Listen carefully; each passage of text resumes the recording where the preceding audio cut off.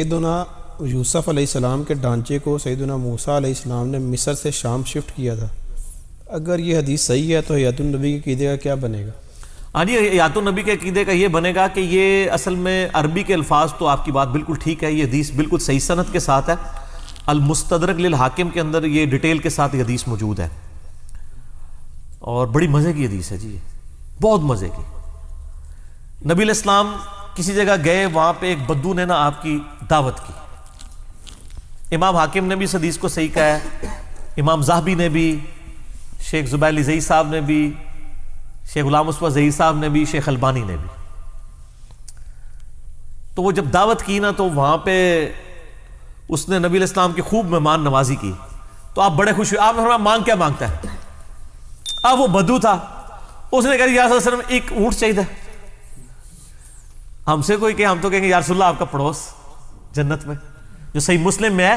سل ربیہ ایک صحابی حضور کو وضو کرواتے تھے، سمندر رحمت جوش میں. فرمایا کیا مانگتا ہے؟ مانگ. اس نے کہا جنت میں آپ کا پڑوس. آپ فرمایا اور کچھ مانگ لے. اس نے کہا نہیں یا رسول اللہ یہی.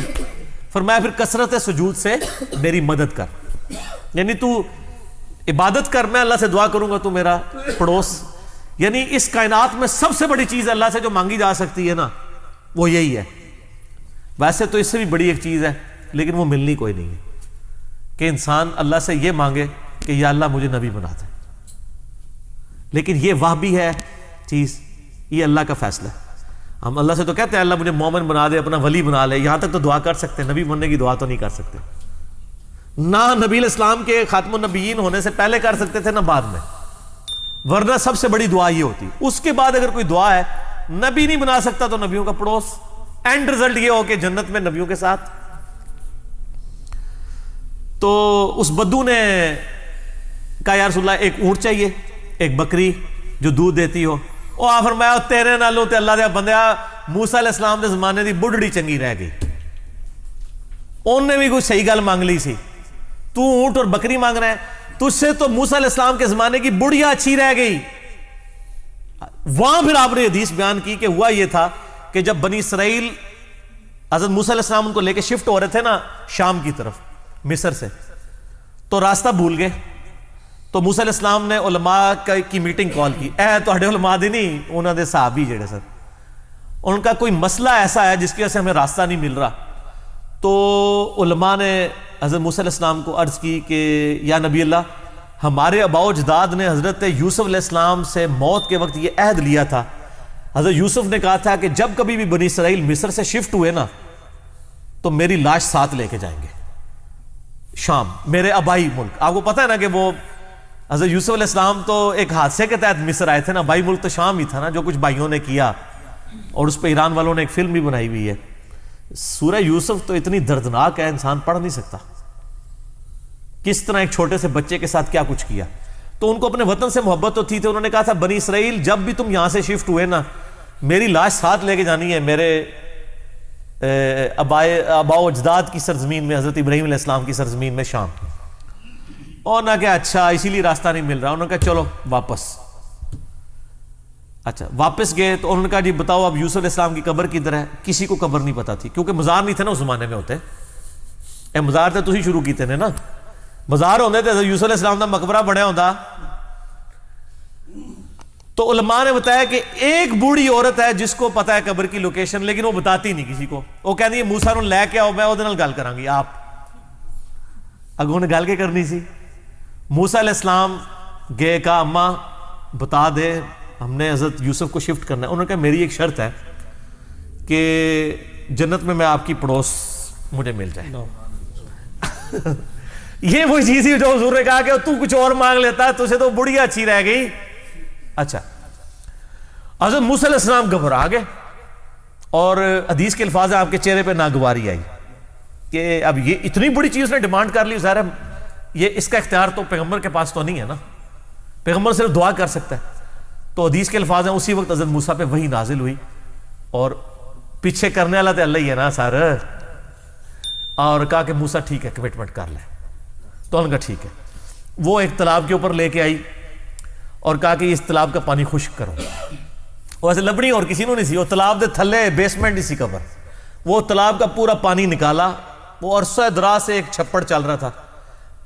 نیچے جب طے نکلی تو وہاں سے قبر کھودی گئی تو حضرت یوسف علیہ السلام کا یعنی میت وہاں سے انہوں نے نکالی. اس میں الفاظ ہیں عظام یوسف, یوسف علیہ السلام کی ہڈیاں برآمد کی, اور پھر وہ بنی اسرائیل لے کے چلے. اچھا وہ 10 کمانڈمنٹس جو فلم ہے نا ہالی ووڈ کی, اس میں بھی انہوں نے یہ سین فلمایا ہوا ہے, یوسف علیہ السلام کی لاش کو نکال کے شفٹ کرنے لگا, وہ ساتھ لے کے جاتے ہیں باقاعدہ, یعنی ان کی بھی ٹرم میں یہ موجود ہے یہ والا واقعہ جو نبی علیہ السلام نے سنایا. اب اس میں الفاظ ہے عظام یوسف, اس کی وجہ سے شیخ البانی نے سلسلہ حدیث صحیحہ میں جب حیات النبی کا عقیدہ ڈسکس کیا نا تو انہوں نے کہا کہ میں بڑے عرصے سے اس حدیث پہ پریشان تھا کہ یوسف علیہ السلام کی ہڈیوں کا یہاں پہ ذکر ہے, تو کہتے ہیں پھر اللہ نے میری مشکل آسان کی, مجھے ابو داؤد میں ایک حدیث مل گئی جس سے مجھے پتا چلا کہ عربی لنگوسٹک میں جسم کے لیے بھی ہڈیوں کا لفظ بولا جاتا ہے.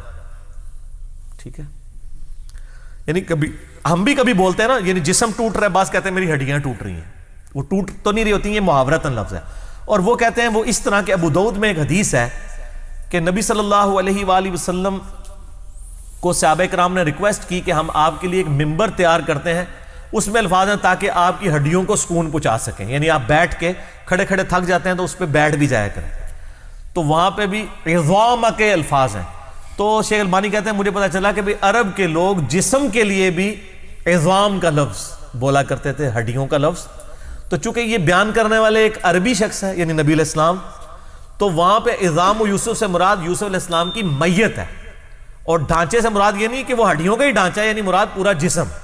ٹھیک ہے, کیونکہ خود نبی علیہ السلام اس عقیدے کے بارے میں بتا رہے ہیں. بلکہ سر اس سے بڑھ کے آپ وہ صحیح بخاری میں موجود ہے, حضرت عمر کی وفات کے تقریباً 70 سال کے بعد حجرہ عائشہ کی جب دیوار گری تو صحیح بخاری میں حدیث موجود ہے 1390 تو ایک پاؤں ظاہر ہوا, لوگوں نے استغفار پڑھا تو عروہ کو بلایا گیا. عروہ حضرت عائشہ کے بھانجے تھے, حضرت عبداللہ ابن زبیر کے چھوٹے بھائی, وہ چونکہ حضرت عائشہ کے پاس فریکوینٹلی اندر جاتے تھے, محرم تھے, ان کو حجرے میں قبروں کی لوکیشن پتہ تھی. انہوں نے کہا نہیں, حضرت عمر کا پاؤں ہے, یہاں پہ حضرت عمر کی قبر تھی.